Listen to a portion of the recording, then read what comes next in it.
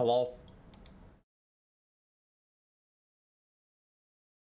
Swiss team should be 4th seed after result of the last match. Who's better than them? Team America World Police I could see. Mexico I could see. I think Swiss is the best after that. I don't know. The France team is strong, but Swiss team's a little stronger. IMO. Police I could see. Do I need to press play or something? No, it should be live, Rocket. Should be. Yo.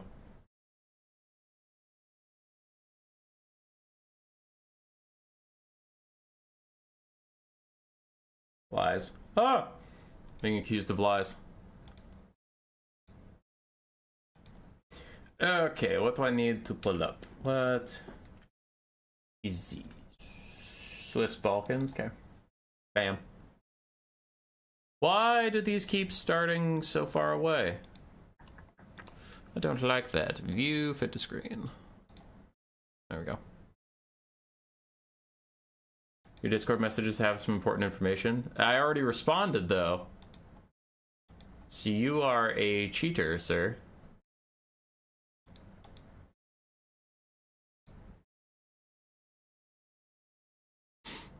Okay. Alright. Let's do this. No, I just did the thing again. God damn it.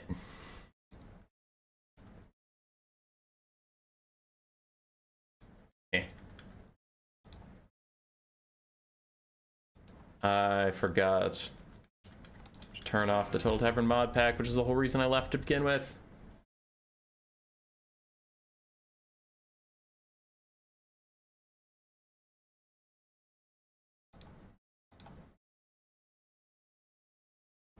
Alright, some of you just came from the other stream, so you already know what's going on. There are some people who don't know what's going on, and also I saw a question in chat that Codex already answered, but for anybody wondering why we even do multiple live streams, these streams are so short, normally, when it's one nation versus one nation, that they get a lot more viewership as VODs after the fact.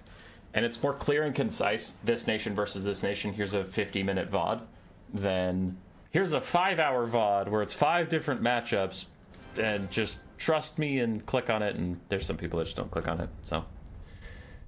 Yeah. Yeah. Okay, that also means we have to do the intro again, very briefly. Welcome to the Warhammer World Cup.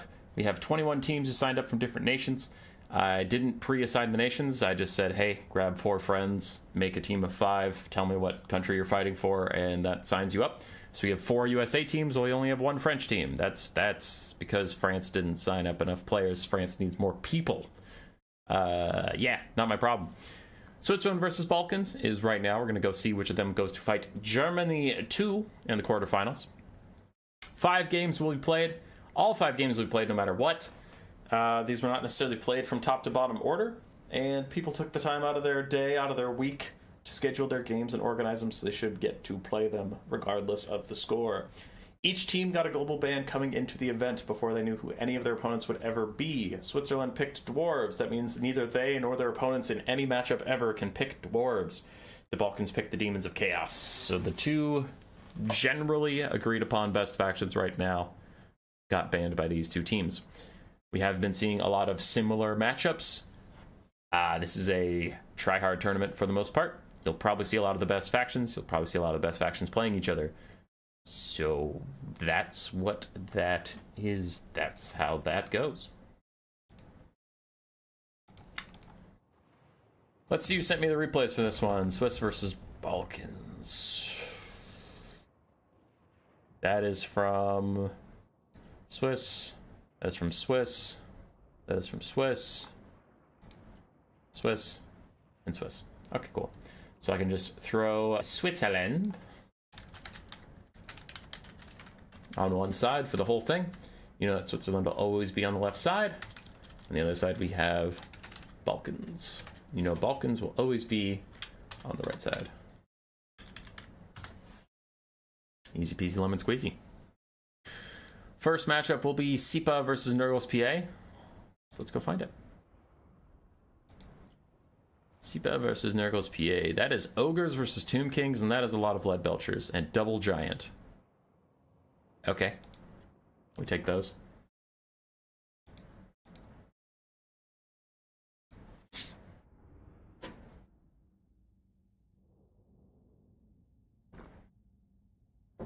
I think the only team where everybody is from the country they're labeled as is Mexico. Sure, yeah.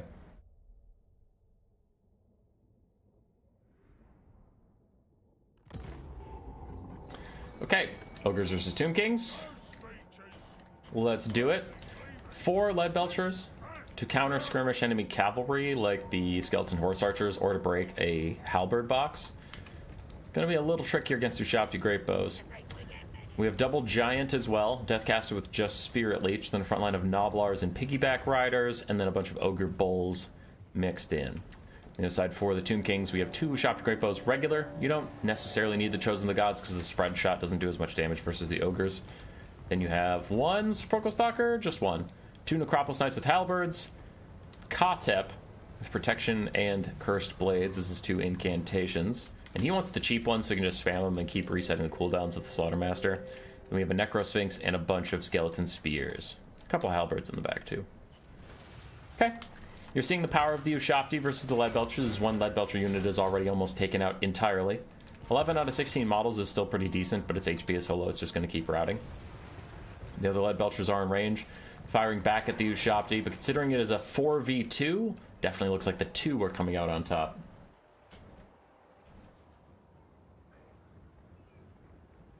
Our USA team is all US, I think. Yeah, the team I made, USA 2, is all 5 USA players.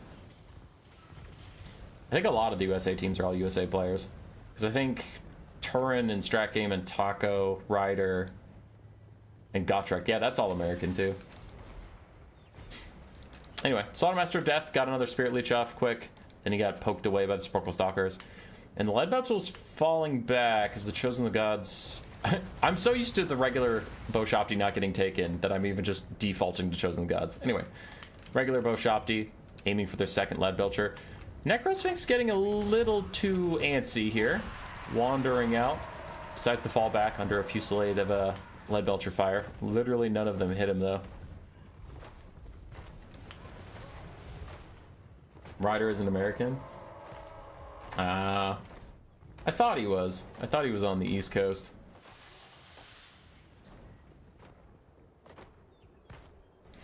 Anyway. Ushabti Great Bows firing back against the Lead Belchers. Still doing well. Getting flustered and distracted by chat, which is pretty regular. That Lead Belcher's gotten routed for the 2nd time, so Ushabti Great Bows, once it comes back, they should fire it 1 more time to shatter it, and then it's entirely gone. And another Lead Belcher is already close to routing, so it's 2 Lead Belchers out of 4 left. For the Ushabti, they have 1 full health and just chilling. The other one has a lot of ammo. Still 12 out of 12 models, but it is quite damaged.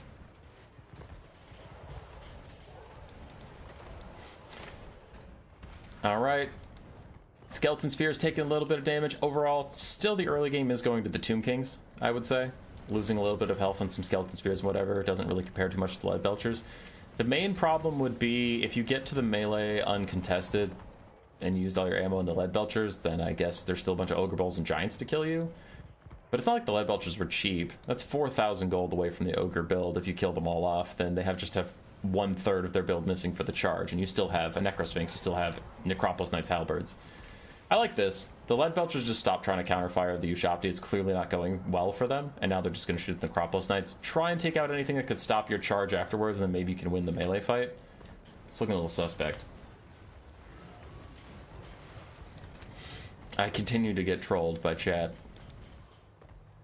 Necrosphinx now the target of the Spirit Leeches. See, but Spirit Leech is getting spread out a little bit is concerning, because the Tomb Kings do have a decent amount of healing with their 3 tiers of the Realm of Souls, and then Concept didn't actually bring his healing passive, so I guess they won't get a little bit of health back from that after all. Another Lead Belcher is about to die, and the Ogres have not been enjoying this early game trading. 4 Lead Belchers down to pretty much 1. 2 Ushabti Great Bows down to pretty much 1. Yeah, that's tough. Goodbye, Lead Belchers. Goodbye. Another Spirit Leech out for the Sepulchral Stalkers. as they get shot by lead belchers as well, that's going to be really good damage value. So you see the lead belchers do much better versus the snakes, since the snakes kind of stand side by side. The Ushaptis have these big gaps between them, so lead belchers have to actually hit the specific model they're aiming at or they're just going to miss. Snakes, you can fire into a pile of them and you'll hit a snake eventually. Most exciting and bestest gameplay ever? It is what it is. Now, the only thing the Ogres can take away from this early game that's been positive, really, is that the Ushapti that still has full health is almost out of ammo. The other one has a lot more ammo, but it's pretty much dead. All the lead belchers are going down. Tomb Kings start to move up. Interesting that they didn't really want to keep firing, but it looks like they've stopped, yeah. Because you're winning the shooting battle, so I don't know why you'd want to charge. Because if you make the Ogres, like that lead belcher just shattered. Another one shattered. That one's running off the map right now, so you're down to one lead belcher that could even feasibly come back. And it's so damn low. So now you can just transfer your Ushapti to shooting at Ogre Bulls and Giants and whatever, and force the Ogres to come to you. There routs the final lead belcher. The Ogres are forced to engage. And the Ushapti are going to target the Giant, actually getting really good damage out onto him. Kind of assumed his HP pool would be so huge that they wouldn't even bother. But it looks like they're content to do it. I think they're worried about the Necrosphinx. We've seen several times the Giants apparently whoop the Necrosphinx's ass.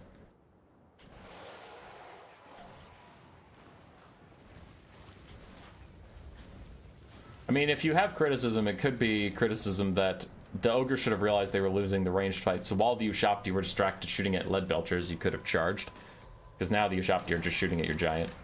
Everybody's shooting at your Giant, and still the Ogres are not taking the fight. They're trying to get some more lead belcher shots off here and there, which the Tomb Kings should try and get one of their Ushapti into range to shoot at that. Looks like a Spirit Leech did enough to get these Ushapti Great Bows to crumble, so they will fade away into nothingness. And then this Ushapti's out of ammo. So now they didn't finish off the last of the lead belchers. Sipa could start kiting. Because once you have no ammo left on this Ushapti, nothing can outrange the lead belcher, so lead belcher can shoot for free. Necrosphinx charges in. Wanted to get a little bit of poke onto the Noblars there, but doesn't look worth it as now he's surrounded by Ogres. Dragged to a very slow speed. Now he starts to get back to his own troops. Piggyback Rider's going to charge the front line. Sportal Stalkers are trying to find good shots. One Giant is below half HP from the Ushapti Great Bow Poke, and already Sporkle Stalker's just going to aim at his ass. Looks like these Ushapti can use their last one ammo to try and reroute those lead belchers. Still have 10 out of 16 models, so almost a little above half their DPS available. Sporkle Stalker's going to snipe out one of the Giants before the fight even really starts for him. Elsewhere, the Ogres and Piggyback Riders quickly crushing through some Skeleton Spearmen. Other Skeleton Spears moved up to keep the lines stable. Another Spirit Leech is out for the Sporkle Stalkers. Ushapti Great Bows are officially just half-assed melee Ushapti. And one lead belcher remains completely free and clear to fire. There's nothing left to contest that lead belcher. Which is pretty rough, that he's just going to be able to sit and shoot all your halberds and stuff for the rest of it. I would agree they do better in tight formations. Thinks they're hurting you are pretty loose, yeah. Necropolis Knights Halberds countercharge the Ogre Bulls and Piggyback Riders. This might not be as good of a trade as they think it will be, though, because Piggyback Riders are insane versus large targets. But if you can kill off the Ogre Bulls, then back off, you'll be fine. Other Necropolis Knights go and take a fight out in the distance, but fighting against Slaughtermaster, a Giant, and two mass targets in the Sabertusk packs and the Ogre Bulls is going to be pretty tough, so they want to fall back. They want to get away from here. And the Tomb Kings actually on the back foot pretty heavily. Necrosphinx is trying to avoid the Giant, let the Sporkle Stalkers light him up. And they are lighting him up. They're doing good damage. The center is holding. Necropolis Knights and the Tomb Guard Halberds quickly peeling off Ogre Bulls, Piggyback Riders. And these are just Ogre Bulls we're talking about. They're not the Golgies Man-Eaters. They're not Man-Eaters Great Weapons. They're not even Iron Guts. They won't hold for that long. 30 armor's not a lot. Ooh! I like that. I like that a lot. Ushapti Summon comes out, immediately shatters the lead belchers. Very, very good from the Tomb Kings. Definitely needed that, otherwise the late game could get spotty. So, really like that summon. I think that was a good summon. Necropolis Knights and Halberds isolating the Giant, who is getting a meat feast heal right now. Necropolis Knights also trying to come over and say hi to him. They're trying to take him out before he can pair up with his other Giant pal, wherever he is, far over there. No meat feast for the more damaged Giant, but I think he was more concerned, Sipa being he, was more concerned about this Giant being surrounded at the moment, so wanted to keep his health nice and topped off to keep him in the fight. His healing caps already appeared, though. Ogres still pulling ahead on the balance of power as the Tomb King's skeletons and the Necropolis Knights don't seem up to the task of stopping all this mass running through. Still a lot of healthy Ogre Bull bars out there. And the deletion of one giant might not be enough to turn around the favor of the Tomb Kings, as the halberds continue to poke at his shins. And even after the meat feast, we just saw his heal cap a second ago. Now that heal cap's already halfway down the bar, and he himself is almost dead. Sporkle Stalkers falling back, firing uphill in the Ogre Bulls, trying to get some damage out. Try and reduce the number of fast targets that can chase them down and be a nuisance. The Giants, you know, you can kite in the late game. They're too slow to catch even Sporkle Stalkers. These Ogre Bulls could just keep harassing you and being annoying. Another Spirit Leech out onto Katep. Doesn't maybe have the spells to keep resetting cooldowns onto the Slaughtermaster. And the Spears getting killed that quickly for the Tomb Kings is a big problem. Piggyback Riders changed a lot of things about matchups, now that you actually have solid Noblar infantry clearing. Sabertooth Pack's able to kill the last Sporkle Stalker without that extra shooting. I don't know how the Tomb Kings are going to be able to kill the last two Giants, much less all the Ogre Bulls. I guess these one Tomb Guard with Halberds that are still alive are going to try their ass off about doing it, but that won't really be enough. Necrosphinx is going to go down to the Giants. Katep is also surrounded by garbage. Ogres still very strong after their DLC update. I love how not that much changed about the Ogres. It was just Piggyback Riders in this build was the only DLC thing they brought. Oh, and I guess they brought the Deathcaster. So, Deathcaster, Piggyback Riders. That's all it really needed to change. Another meat feast out onto the Giant. That'll be GG.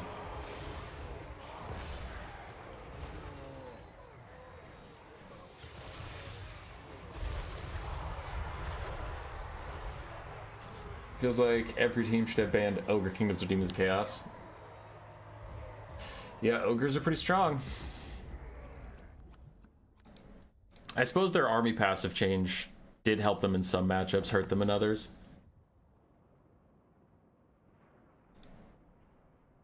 Because it depends. If it was a matchup where you could get a ton of kills by routing stuff very quickly, like Skaven, then you get a lot less army passive. But if it's something like, I guess, Undead, you didn't get that much army passive, which I would counter that. I felt like in my Vampire Counts games, I would play a lot of Ogres versus Vampire Counts before the changes, and I had like infinite army passive from killing zombies all the time.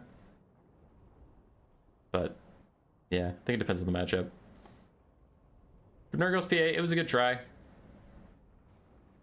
Things were going well, but then he just had too much in the range department, so his Skeleton Spears got run over. Tomb Guard also got run over. What's the counterplay for Meat Feast? You need fire damage somewhere. Which is, I will say that's probably a criticism you can level at Nurgle's PA. He didn't take the ROR Necrosphinx, which has fire damage.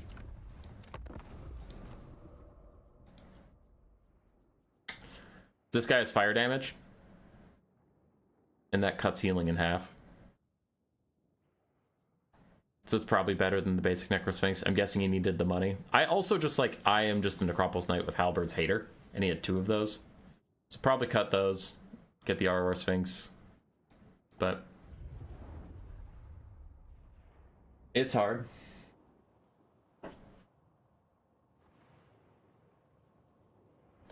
Alright, let's update the scoreboard. That would be Switzerland 1, because Sipa is on the Swiss team. Take you over here, select Sipa's name, because he is a name, so he's on top of my thingies. And give him a check mark. Bam, bam. Okay, Olaf the Moose and Big Ketru is next.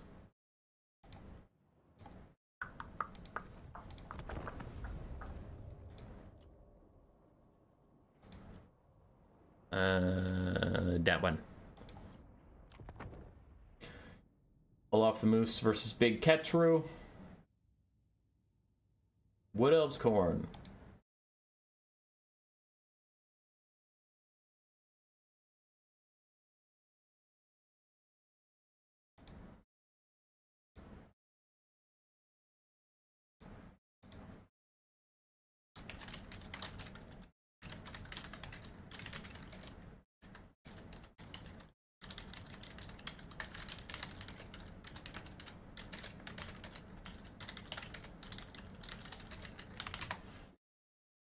All right.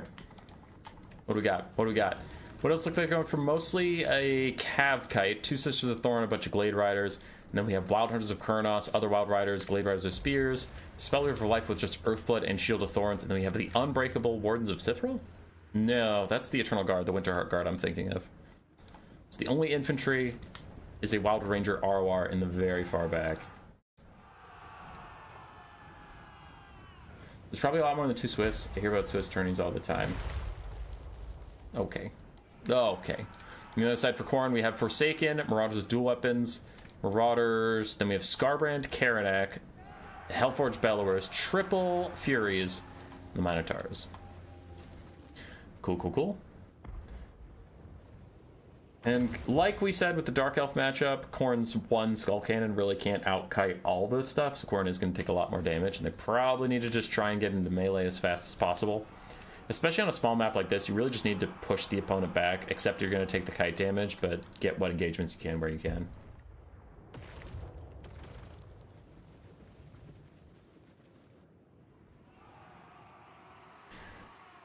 My feeling when I don't want to fight the infantry destroying faction with the infantry? Yeah. Kiting Khorne is by far the most effective way to deal with them right now. As it usually is. Khorne didn't get a lot of anti-kite tools with their DLC. They just got more melee tools. So people are learning you need to kite them. I really don't like... This is a general thing, but I really don't like Khorne players not recognizing what's happening in a lot of matchups and just accepting the game plan they came in here with instead of adjusting for the situation. Because letting the Hellforged Bellowers just shoot and hoping the enemy will come to you is clearly not going to happen. So they've got to, like, do something. They've got to advance their infantry, maybe cut off some cavalry where they can with Furies and get some trade somewhere or something, because they're just going to bleed out. The Hellforged Bellowers can't out-kite this many Wood Elf troops. The front line's just taking so much damage.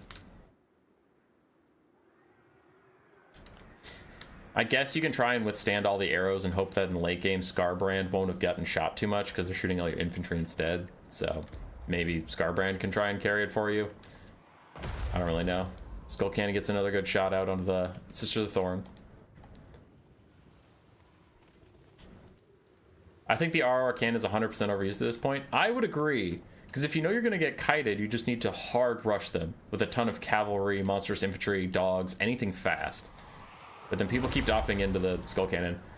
The Wild Hunters, the Sister of Thorn doing that really dumb thing I've been petitioning CA about, where range units keep blobbing up for some reason when you tell them to switch directions. And Skull Cannon got a beautiful shot on them while they were blobbed up. But it's already down to 2 shots left, and then Khorne is completely at the Wood Elves' mercy. And they've lost to Forsaken. All their infantry is at half HP. Now that could be a criticism at the Wood Elves, maybe spending too much of their resources killing the front line of Khorne, and then you still have Scarbrand and the Minos in the late game. But here we have Chaos Furies diving down. Shield of Thorns is out to give melee damage reflection. Looks like the Furies got back into the sky. Not too many of them are still on the ground, so Thorns shouldn't get too much out. And the Skull Cannon is out of ammunition. Couldn't Khorne bring a bunch of cheap Chaos Warriors or shields at sit the matchup on the cap point? This isn't Conquest.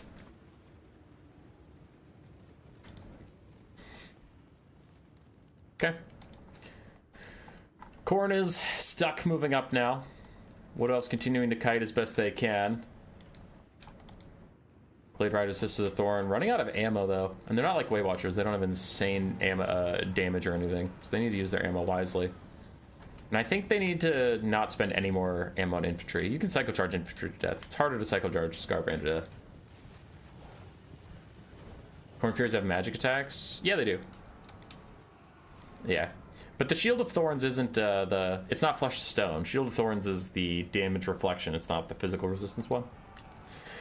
Once Scarbrand and Karanak get pulled away, the Wood Elves try and get a free charge in, then they back off. Now they're shooting at the Minotaurs, who are unshielded, no missile resist, just 70 armor, so that's a good target. Those guys are already down to half HP. Balance power isn't moving too much because the Wood Elves are losing ammunition as Khorne is losing health, and the game is trying to figure out which of those is worth more. Honestly, kind of a wash. Does Scarbrand have his rampage? Yes. But he himself doesn't have that much damage. Karanak has... I'm trying to find him in all this garbage. Fleshhound summon and his silence. He doesn't have his net. Though, that's fine. You're either dealing with Durthu, who is so slow you can catch him anyway, or you're dealing with a flying caster, so the net doesn't really do that much. How are our Wood Elves doing on ammo? This whole flank is essentially out of ammo. They have 2 volleys apiece, which is nothing. 4, 2, 1. Okay. Wood Elves are about out of ammo, so Khorne has withstood it. 2 of their infantry are so damaged that on the charge they're going to break. Their Khorne Furies are also so low that as soon as they charge something, they'll get countercharged and break. Really, it's up to the Arwar Skull Cannon, half-health Mino, Scarbrand, and Karanak to carry this. And that is a possibility. I would definitely favor the Wood Elves at this point, because cycle charging low HP stuff is a hell of a drug, and when you get down to just a single entity versus a lot of non-single entities, it's usually pretty hard to win. But it's not like the Wood Elves have a ton of damage left either. Hordes of Sithril gets Shield of Thorns to kill off the Forsaken quite quickly. Oh wow, they get double Shield of Thorns. So try and just mulch the Forsaken with their own chippy chaps. That's kind of a neat little tech piece. I don't know if it's actually worth it from a Winds of Magic point of view, but it is what it is. These are Dead Furies. They're charging Wild Riders, but the Glade Riders should get a rear charge on them. The leadership should falter enough that they'll just die. They try and get back into the sky now, but I think that one's probably dead. And the Skull Cannon's going to charge the Wardens of Sithril, but it gets chewed up because these are super elite armor-sundering spears you just charged into, my friend. The Hellforge Bellowers goes down to about half HP super quickly. It might get even further down. The Scarbrand is in. I think he's just trying to bait cavalry to come help out because he is going to pop that Rampage and lock them all in place. The Wardens of Sithril are starting to take damage, but a full Wood Elf surround means the Skull Cannon has nowhere to go, even if it could. All the infantry going to rout. Looks like the Minotaurs are also going to rout. Big Rampage from Scarbrand. We know there's no Sword of Khorne because they haven't gotten like any kills this whole game. There was nothing to kill. Skull Cannon gets surrounded by Cavs, so he's going nowhere fast. All the infantry, all the Minotaurs are broken. It's just Karanak and Scarbrand now. Fury's going to try and get involved. Some of them are Demonic Instability crumbling. Another one's about to jump in and Demonic Instability crumble too. Fleshhound summon is temporary, and Khorne is in a very bad spot as the Hellforge Bellowers is also starting to crumble away as the Lord committed to the fight as well. Kind of surprised the Glade Riders are backing off. Without being surrounded, the Hellforge Bellowers might rally. The Wood Elves probably need to back off. Let some of the routing stuff actually route so you can chase it off and get better attacks, because right now just sitting on a blob on top of Scarbrand means it's going to do a lot of damage. All of them get attack orders on the Hellforge Bellowers. Maybe too many. But you should separate out, get your ring set up again, let the Wardens of Sithril just sit and grind, and then you chase off everything that isn't Scarbrand or Karanak. Get your cavalry all sitting around and take turns cycle charging in, while the ones that aren't cycle charging are getting all their vigor back to up their stats. It's probably the right way to play this, as the cav just all separate out, and the elite spears are left to fight Scarbrand and Karanak. Wild Hunters of Kurnos jump back in. Considerably high stats, can do good damage against Scarbrand and Karanak. So that's good. Peak Warhammer 3 competitive play and land battle screenshot right here. I mean, okay. There's plenty of games that don't end in a weird blob, but yeah, point at the one blob and say, this is land battles.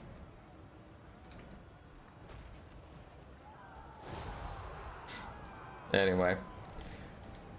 Spears and anti-large cav surrounding Karanak and Scarbrand. And it will probably be a pretty quick win for Khorne here.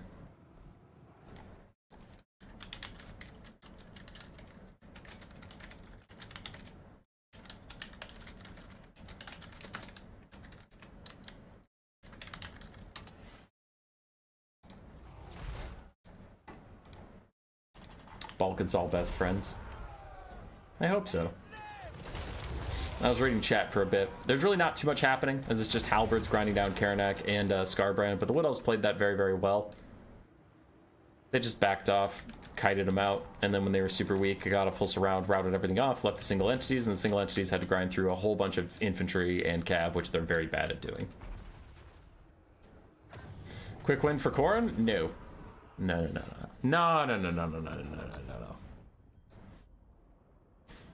Yeah. I think Khorne needs to stop taking the Arwar Skull Cannon whenever the enemy could kite you. It's just not worth it. Like, it itself gets a lot of value, but that's because they just ignore it and shoot your whole army, and then you're usually so depleted you can't win. Olaf's one infantry unit got insane value because he just got it to fight giant targets, which is exactly what it wanted to do.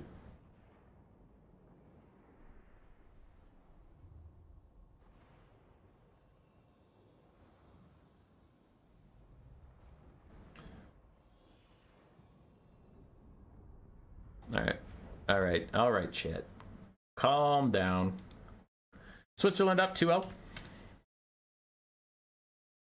And we'll go to the desktop. Let's go to this thing. We're looking for Pigman versus Ash. Okay. We can do that. There it is. Dark Elves versus Dark Elves. Oh, first Dark Elf mirror for a while.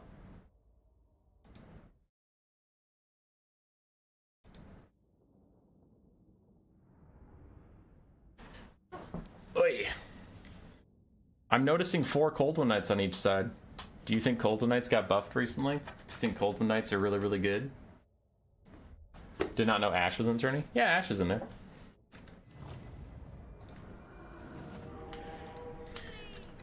Okay. 4 Pigman 202, also known as War God. YouTube. We have Khorne Hellebron, their Gaze of Cain. A naked black dragon, which you do not see often at all.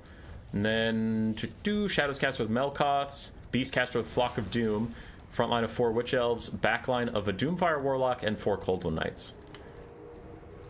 Gaze of Cain trying to buff up the Black Dragon in the Black Dragon duel, but for the other side, since we have it, we have Ash with the Supreme Sorceress of Dark, just Soul Stealer for her on her dragon, bunch of Dark Riders and Cold One Knights, 3 Witch Elves, 4 Bleak Swords, and some Dark Riders as well. Neither side taking any range, did as all melee all day. So the last match was pure kite. This match is just going to be melee. Alright. Supreme Sorceress maybe shouldn't keep taking the fight with the Black Dragon once it was buffed up by the Khorne Hellebron, but now that the buff has worn off, she's using a Soul Stealer to heal up and damage the enemy, and she is starting to win out versus that regular Black Dragon. See if that continues to be the case, but it feels a little risky. Meanwhile, on the front line, Witch Elves engage. Pigman has less infantry, though he does have way more heroes. I mean, he has 2 casters and Hellebron, so he's gonna have to make the most out of those while Cold One Knights get a charge straight through. Still, the dragons are dueling, and that still looks to be going not great for Ash. He probably wants to land soon and end up rear charging that Black Dragon, but we have Dark Riders over here that need to keep moving, Cold Knights that need to keep moving. It looks like Ash is trying to use his superior cavalry to flank the opponents, but he took a bit too long doing it, and his front line is falling apart in every metric. So now there won't be much to rear charge. He'll just be main charging as the Doomfire Warlock's little bound Doombolt does insane damage to those clumped up Cold One Knights. Here come the Dark Riders at last, getting good surround. As we've seen several times, even if your units are technically better, when you get surrounded and start getting attacked from all sides, your leadership just falters so much that you start to rout, even if you were winning. So Ash is running through with a lot of Dark Riders. Big Flock of Doom cast onto all these units. And still the Black Dragon is chasing around the Sorceress. Has stopped hitting her for the large part. Yeah, she'll be okay. Then she can cast more Soul Stealers and heal up. Bounce power is 50-50. I would generally prefer to be the green Dark Elves right now. Feels like they're getting better ends of most things. Little Gaze of Cain out to rampage Hellebron and her followers, but also give them higher melee stats. Ash's Witch Elves are surrounding the enemy. Has already used his Witch Brew, so no more extra damage on that front. Full health Cold One Knight gonna help out their Supreme Sorceress Dark versus the Black Dragon. This should be the end of the Black Dragon, but man, it did work versus the other caster. 2,600 value, definitely worthwhile for that Black Dragon when it got rampaged by Hellebron, but now it'll be surrounded and killed off in the distance. Though it is still fighting the Sorceress Dark. I'm shocked she wants to stay in this fight at all. She really needs to back off and save her HP, and she's down to 500 after all that fighting. The red forces, very low on HP. So are the green forces, though. Both sides took a lot of damage, so maybe just having more red forces around will help out. But I mean, the green forces are better. There are more Cold One Knights here. Like, that's a Dark Rider that's very healthy. You still have Hellebron and 2 casters offering a little bit of support. I just saw Flock of Doom come in as well. Both sides' murderous prowess has worn off. Both sides exhausted now. There go the Dark Riders. Other Cold One Knights fighting to the end versus other Cold One Knights who are also fighting to the end. And actually, the Supreme Sorceress of Dark took so much damage, she just routs after her battle with the Black Dragon. Does come back now. Needs to pop a Soul Steal right here. That would be beautiful. It would hit all the Cold One Knights left and Hellebron and her double casters. Big heal for you. Lots of damage, all that stuff. Bounce power shifting in the favor of Ash because of these healthy Cold One Knights. Flock of Doom out on the Supreme Sorceress Dark. Not a lot of damage on her, and the Soul Stealer is the heal she needed. That should get the Sorcerer's Beast to rout. Should get these Cold One Knights out of here as well, and then you have just Hellebron and a Sorceress of Shadows. I think Pigman overall did very well. I think the 2 heroes and Prone Hellebron was just too much money out of the build, because the Black Dragon ended up being worth it. I think Hellebron was worth it. I think 1 caster would also be fine, but then the other caster, if you got rid of that, I think on foot, that's like a Dark Rider or something.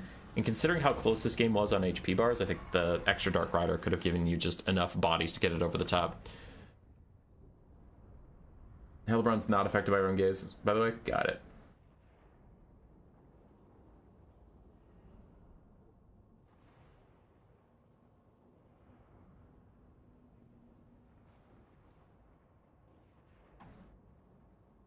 The Dragon buff by Khorne is funny. Respect. Yeah.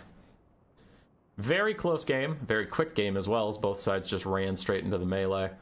I feel like War God had better engagements, and Ashe just had more troops to feed into the fires. I really think that's what it was.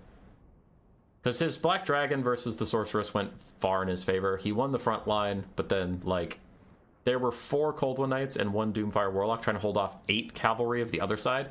So that even though they were taking winning matchups, the Dark Riders would go elsewhere, rear charge Witch Elves, rear charge other Cold One Knights, and turn the fights from 1v1s into 2v1s. So I think the build width just really hurt him in the end. GG. So that is a win for the Balkans. They're on the board. If you want it to come down to just the domination game, then you are rooting for Prussian Prince versus Zypher. Prussian Prince was a very, very, very good RTK player way back in the day. Back when I started playing, so that was like 5 years ago. And then I think he's soft retired 2 or 3 times. He comes back for like big events that he feels like playing in, but used to be really good. Played a lot of Bretonnia, if I remember correctly. He's versus Zypher. What is that? Swiss fort. He's playing Ogres. Oh. Okay. More Ogres versus Tomb Kings.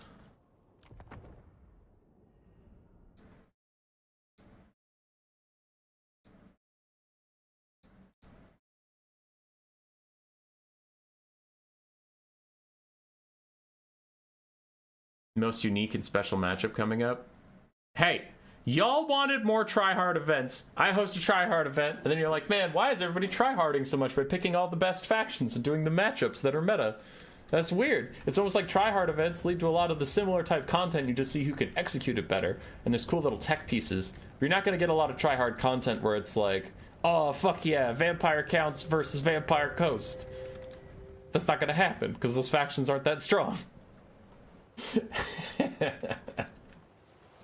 Alright, a different take on the matchup though, which is what I find exciting about it.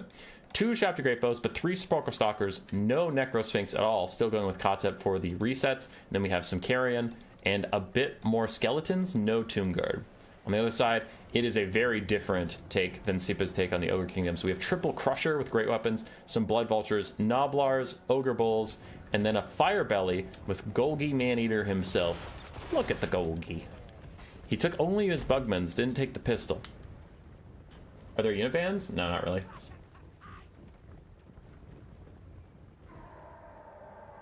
Yes, how about you should make rules to force players to play casual. True. True. Kotep does not take resets in this matchup. Boo. Why not? Why are you taking Kotep if you don't want the resets? It can be really annoying for the Fire Belly to not get burning heads off. Alright, the Ogres are in. Ogre Bulls and Noblars teaming up. In comes the first Fire Belly burning head. The Sepulchral Stalkers are trying to peel off the Blood Vultures. Golgi himself needs to get involved. He provides no value outside of melee. He only gets his regen when he's outside melee, but he's full HP, so he needs to get in there as Crushers start to pile in. Pretty decent engagement here for the Tomb Kings, though. Spears and Nekar Horsemen going to hold while the Ushabti fall back, and they've already gotten rid of the Blood Vultures. Already some Ogre Bulls taking serious damage once their Noblars retreat, and no Piggyback Riders here either, just Noblars. So the Noblars will rout pretty quickly and won't get as much damage out. It's really the Piggyback Riders that do good damage to Skeleton Spearmen, so I'm actually kind of suspect on this Ogre's build. I don't love Golgi without his pistol. His pistol, the only thing you can do is you can charge Necrosphinxes and like shoot them with your pistol, charge them, fight for a bit, back off, get your heal. But with just his heal, no pistol, then I think he's going to have a hard time contributing value. I think he just took a Lord because he wanted the Fire Belly, but that's a lot of money. Crusher's already getting pushed away. Nobblar's already getting pushed away. On this side, we still have the majority of the Crushers left in the fight, and a beautiful Burning Head's going to hit like 3 units that actually matter to it. Curbs away from the Ushabti, so I guess fuck those Ushabti, but Burning Head doesn't do that much damage to them, so it doesn't really matter. Sparkle Stalkers generally staying safe, generally still firing in as they get rid of the Ogre Bulls. We do need to focus fire some of these Crushers, but if you listen to the army guide I made with Flying Taco, you'll know that Crushers are much more of kind of chariots or monster duelists. They really don't like just sitting in a grind. So these guys do need to get out of here, find other ways to keep charging in or keep moving, because as they sit, they're stuck. 120 armor, trying to keep him safe, but no missile resist, no shields or anything like that. So these Ushabti Great Bows and Sparkle Stalkers firing in when they can are getting good damage down. Nice meat feast from Prussian Prince to keep his Crushers, the 2 that are still left, healthy. As a Blood Vulture is chasing off another Crusher, it looks like a Carrion is trying to stop... No, a Blood Vulture is trying to stop a Carrion that's chasing off the Crushers, but it will not be successful. Those Carrion are single-minded, making sure those Crushers go off the battlefield.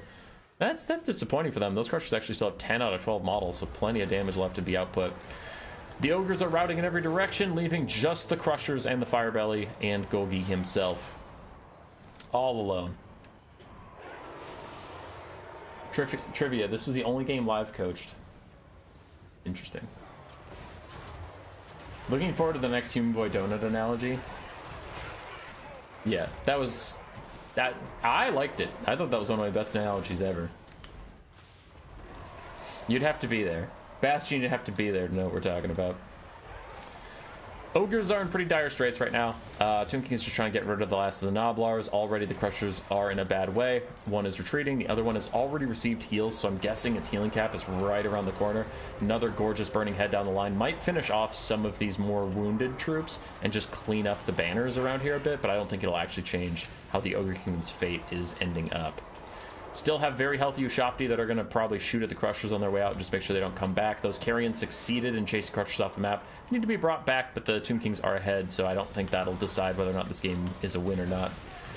One of the Ushabti around here was fake, but I think that Ushabti has since faded, so that's a real Ushabti right there. Rear charge onto the Crushers. There's their healing cap, very close. Even if they get another meat feast, it won't help them that much. And Sparkle Stalkers and Ushabti Great Bows firing downhill into this pile-up. Beautiful damage onto those Crushers. And that is going to be a GG.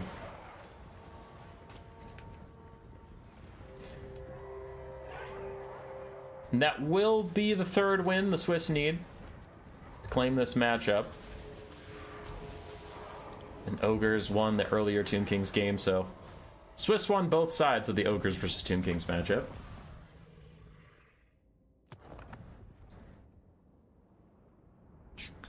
Scrolling through the values. Some of the Skeleton Spears did okay. Carrion did okay. Mostly just chased stuff off.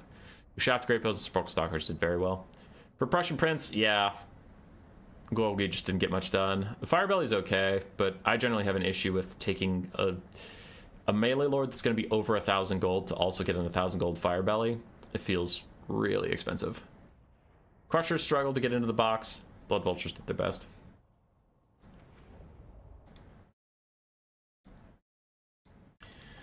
So that is 3-1. We technically know who wins the series. But that doesn't mean we know who wins the final game. Desktop. Go over here. Give Cypher his point. Bam. And we have Solisara, who I hear is the best domination player currently. I don't think I've cast any of his games yet, so I'll be curious to see that. Versus Chimbambu.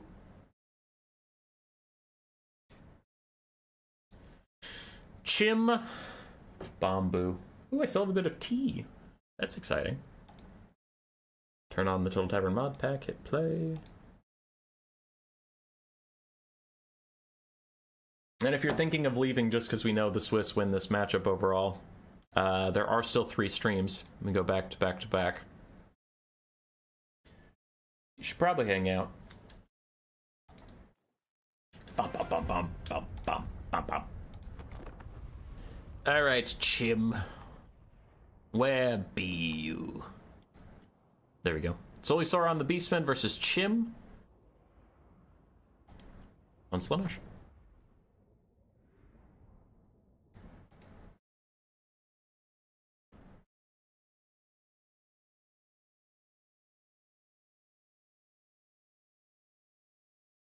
I believe in the player with the funny name. Is it Chimbambu? Oh, good stretch. Good stretch. I know Slaanesh is very powerful in domination right now. I don't know how good Beastmen are. Curious. Well, for Solisaurus starting out, it's a mass vanguard of cheap spears. Khorne, Gores, and Ungor Spearman herds. Looks like he's very worried about Seekers and Hellstriders.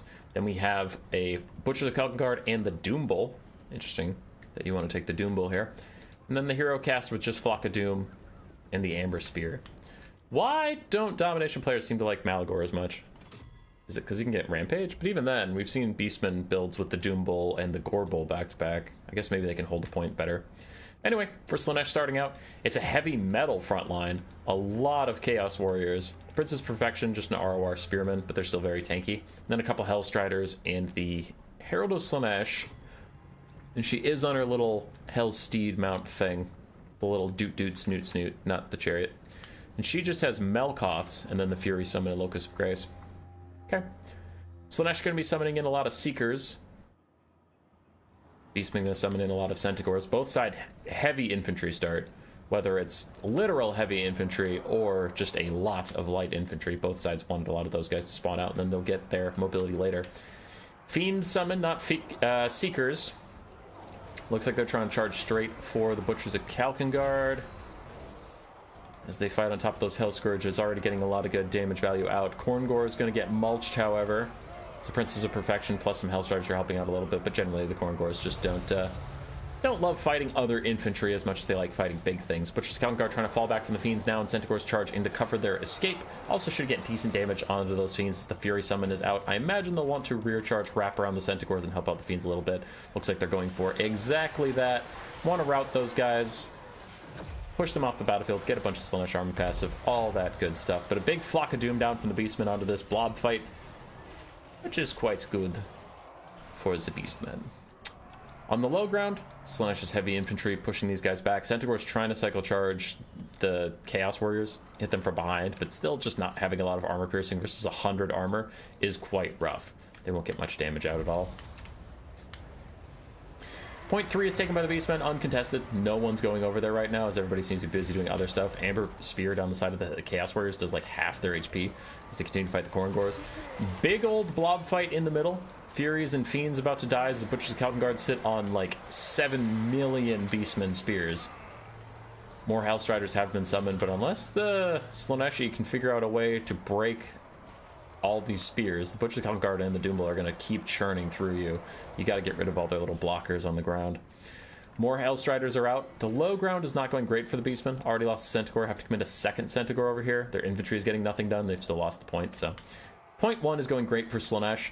The middle is a disaster, and point 3 is uncontested. Overall, I'd rather be the Beastmen right now. Damage value is very, very, very even. Slaanesh has less units out, but they do have better units. And where will we get our first Seeker summon?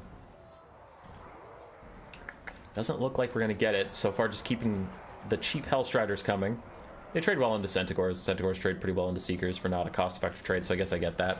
I'm more just worried about the Butchers of Kalkengard rampaging around without Seekers to flood them. Fiends do okay, but Fiends have less models. Hellstriders maybe going to get caught as they're trying to retreat away from the Beastmen. Still, the Beastmen are holding in the center okay, but Slaanesh actually has the point? No. There we go. Controlled by Slaanesh. So Slaanesh currently has a double cap. Trying to catch up on those tickets that the Beastmen apparently accrued earlier with their faster and cheaper Vanguard deployment. Centaurs starting to rout, but the Hellstriders are following close behind. More and more Centaurs come out as more Hellstriders come on the other side. Okay, I guess everybody's just summoning as much cheap cav as possible to keep moving around the map. Chaos Warriors grinding through Ungor Spearman herd on the low ground. More Ungor Spearman herds are coming over, and I'm sure the Chaos Warriors are like, fine, bring it. Bring it! We ain't going nowhere. Look at us go. Heavily armored lads. Yeah, bam. We fear nothing. More Khorngors spawned, more Centaurs spawned. I feel like Slaanesh is running out of gusto. Beastman pulling a little teeny tiny bit ahead on the damage value. Slaanesh has saved up a bit more supplies. They have a summon available while the Beastmen don't. What are they waiting to summon? Could be waiting for a Seeker, considering how many supplies they're taking up. Could not. Slaanesh still has 2 victory locations. The Beastmen still only have 0.3, which still hasn't been contested by anybody since the start of the game. They took it, they left it. Everybody's playing around these 2. On the low ground, the Chaos Warriors still continue to churn through Ogre Spearman herds, but there's 3 Ogre Spearman herds, only 2 heavy warriors. So one of the Ogre Spearman herds leads this one away, while the other one takes the point. Sneaky, sneaky little Beastmen. It's overall fine. Looking around the map, though, I'm pretty worried about Slaanesh. Slaanesh did just summon a Hellstrider. Still have 800 tickets after getting that Hellstrider, though. So they do need to summon some more stuff a little faster. They have enough for a Seeker. I'd like to see that. I know I keep saying Seeker, Seeker, Seeker, but there's a reason. They're really, really good. Hellstriders are also fine. As long as you're summoning stuff on cooldown, that's fine. Maybe he was waiting for some of his Hellstriders to get off the map and get regenerated up. Because I know you can't summon them just like instantly after they get pushed off the battlefield. They'll have like low HP or something. A lot of routing units in the middle for both sides. They've just been fighting since the start of the game, and now that we're 6 minutes into the game, a lot of them are becoming spent forces, but the Doom Bull is still very healthy. So are the Butchers of Kalkengard, and they're continuing to grind through these Chaos Warriors of Slaanesh, providing dazed. I think that's what he's for, he's just providing dazed constantly, lowering their melee defense, especially on those Hell Scourges with very high melee defense usually. -10 is quite a lot. Really good tier 3 Fascination into a downhill charge from the Hellstriders. Immediately takes out these Centaurs with throwing axes, so great pick here from Chimbambu. But the Beastmen are still 1500 damage value ahead. Beastmen almost have a triple cap, so they're taking 0.1. Slaanesh is going to need a lot more plays like that if they're going to win this game. Starting to summon more Devoted Marauders to try and get some bodies on points. That's just going to look to be difficult. More Khorne Gores out from the Beastmen.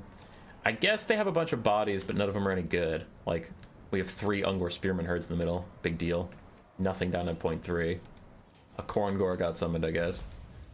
Melkoth's onto the Throwing Axes, who just appeared as Hellstriders turn and fight the Centaurs that are chasing them. Just trying to avoid the Doom Bull for now, but I think they can finish these Centaurs quick before the Doom Bull even really gets here. Same with the Khorne Gores. But elsewhere, the Beastmen about to secure their triple cap, which is concerning. Slaanesh summons some more Marauder Horsemen, so big play on mobility. Not a lot of capture weights. Looks like Slaanesh is going to try and get some favorable engagements, kill off some stuff, and then summon capture weight a little bit later. We're getting to the point in the game that's risky, though. Already halfway past the tickets, which the Beastmen need in their triple caps. They're ticking up quite quickly. Ceding the central point to Slaanesh. Looks like they don't want to sacrifice Ungor Spearman herds for a losing fight. The Butchers of Kalkengard and Ogre Spearman Head's going to push off the Marauder Horsemen of Slaanesh. They'll take a little bit of damage doing it, but it looks like, oops, oopsie poopsie. They're not running away just yet. Now they're starting to, but took a little bit of a charge. Not too bad. They noticed it quickly and started running.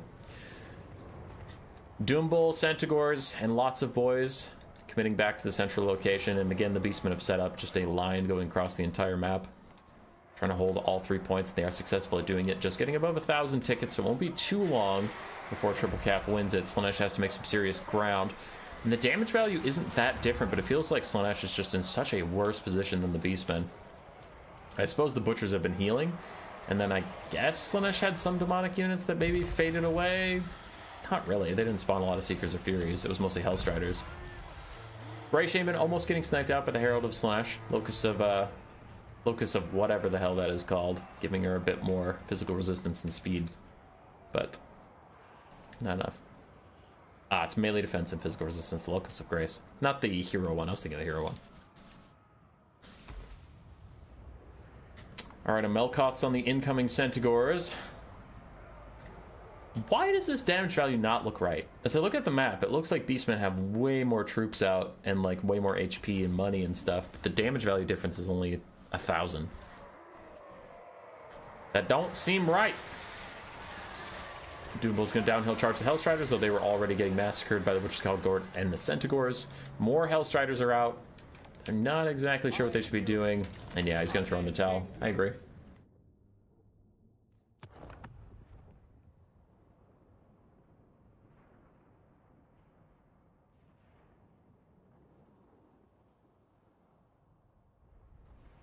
Flock of Doom is bugged and doesn't generate value on the counter. Ah, then yeah, he was pretty far ahead then.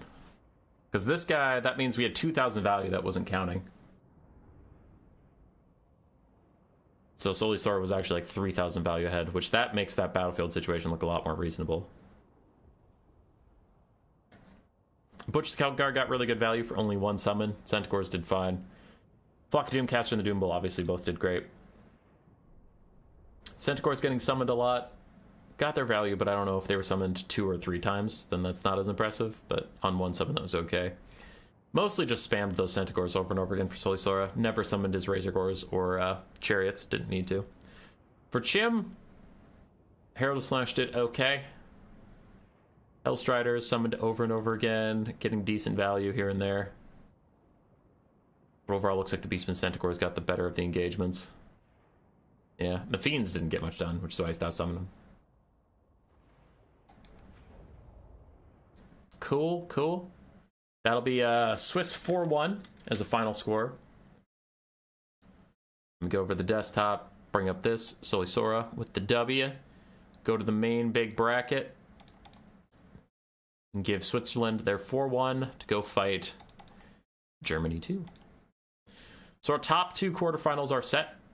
USA 1 versus USA 2, Germany 2 versus Switzerland. Now we need to go figure out Mexico or Czech. Go fight Russia 2. And that'll be the next stream, which we'll go to now. Let me see if that's the next stream I actually did. I saw someone comment something. Be me, watch all of Germany versus Russia only to realize the Humo is currently live and miss all the stream. Hey, HH, we still have 3 more streams if you want to stay live. That's fine. Yes, next up is Mexico versus Czech. So I'll send you there now. All right, see you on the next stream, which will be in like 2 seconds. Okay, there's the redirect. Now we hit end.